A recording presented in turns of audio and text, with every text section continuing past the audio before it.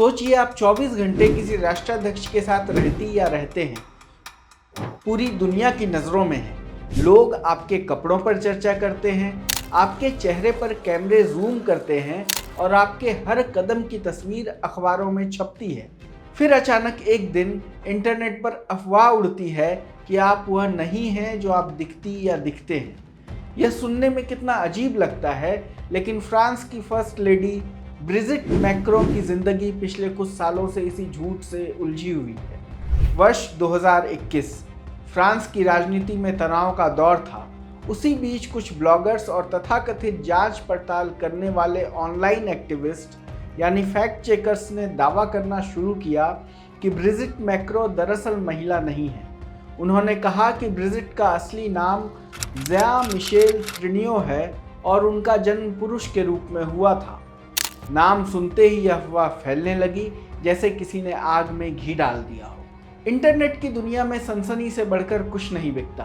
Twitter threads, YouTube video और blogs में यह कहानी बार बार लिखी और पढ़ी जाने लगी। दो नाम इस अफवाह को फैलाने में सबसे आगे आए, एमाडीन रॉय और नताशा रे। दोनों ने इस झूठे दावे को बार बार दोहराया मानो यह कोई सच हो। जरा सोचिए, 70 साल की उम्र पार कर चुकी एक महिला जो फ्रांस के राष्ट्रपति की पत्नी है, जिन्हें पूरी दुनिया फ्रांस की फर्स्ट लेडी के तौर पर जानती है, अचानक यह सुने कि दुनिया उन्हें महिला ही नहीं मान रही। ब्रिजिट के लिए यह अपमानजनक ही नहीं बल्कि बेहद तकलीफदेह था। उन्होंने और उनके परिवार ने फ्रांस में इन झूठों के खिलाफ मुकदमे दायर किए। कुछ जगहों पर जीत भी मिली, लेकिन सोशल मीडिया का जंगल इतना बड़ा है कि एक पेड़ काटने से फर्क नहीं पड़ता। अफवाहें बार बार नए रूप में लौटती रही। मामला तब अंतर्राष्ट्रीय स्तर पर और बड़ा हो गया जब अमेरिकी दक्षिणपंथी इन्फ्लुएंसर कैंडेस ओवेंस ने इसे अपना मुद्दा बना लिया। ओवेंस कोई मामूली नाम नहीं है। अमेरिकी राजनीति में उनका प्रभाव काफ़ी है और वह लगातार विवादों में रहती है। उन्होंने अपने यूट्यूब वीडियो और पॉडकास्ट में यह दावा करना शुरू किया कि ब्रिजिट मैक्रो असल में पुरुष है और वह पूरी दुनिया को धोखा दे रही है। यहाँ से अफवाह को अंतर्राष्ट्रीय हवा मिल गई। लाखों लोगों ने उनके वीडियो देखे, टिप्पणियाँ की और सोशल मीडिया पर बहस छेड़ दी। मैक्रो दंपत्ति के लिए अब यह महज एक अफवाह नहीं रही बल्कि एक वैश्विक अपमान था।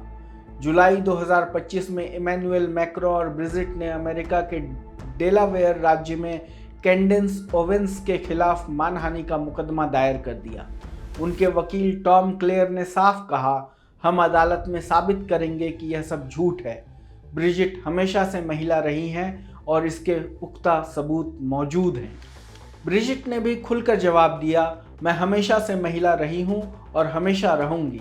यह बयान सिर्फ एक वाक्य नहीं था बल्कि उन तमाम अफवाहों के खिलाफ एक सीधा वार था।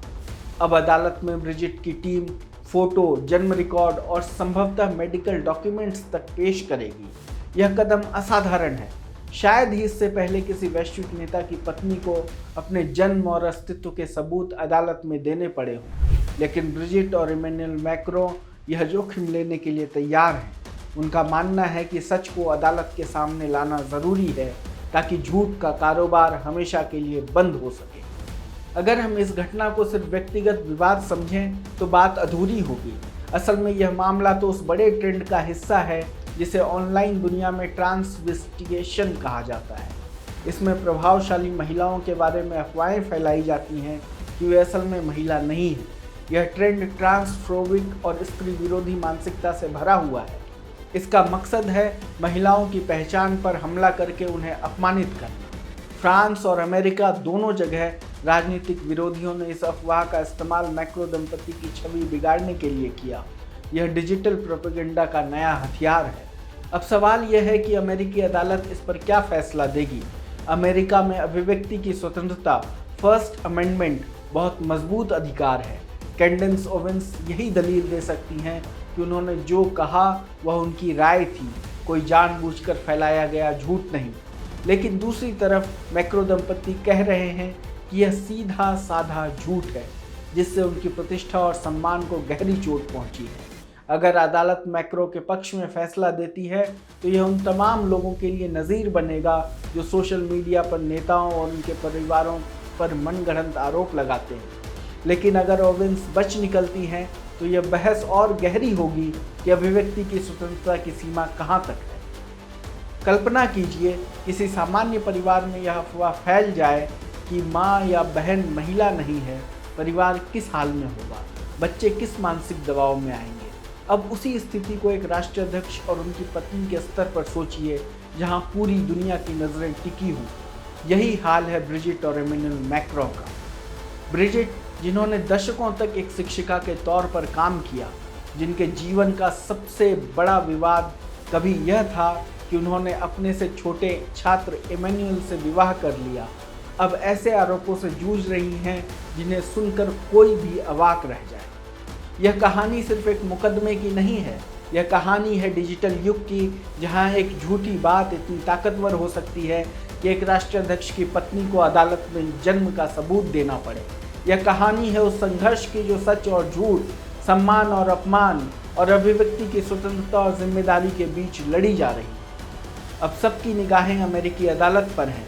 वहां से आने वाला फैसला यह तय करेगा कि आने वाले समय में इंटरनेट की अफवाहों और अंतर्राष्ट्रीय राजनीति के बीच संतुलन कैसा बनेगा। हमारी यह रिपोर्ट आपको कैसी लगी, हमें कमेंट बॉक्स में बताएं। देश दुनिया की तमाम खबरों को देखने के लिए देखते रहिए लोकमत। धन्यवाद।